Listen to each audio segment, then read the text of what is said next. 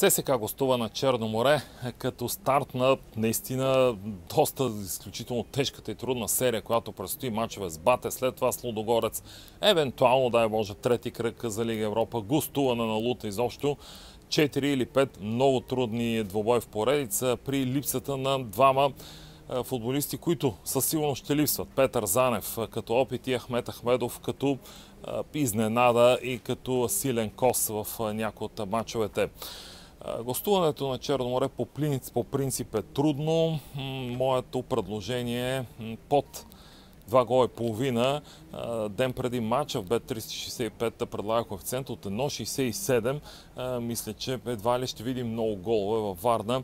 Не точно спазвайки традицията, а имайки предвид до някъде и силите, които ще пестат червените в този двубой.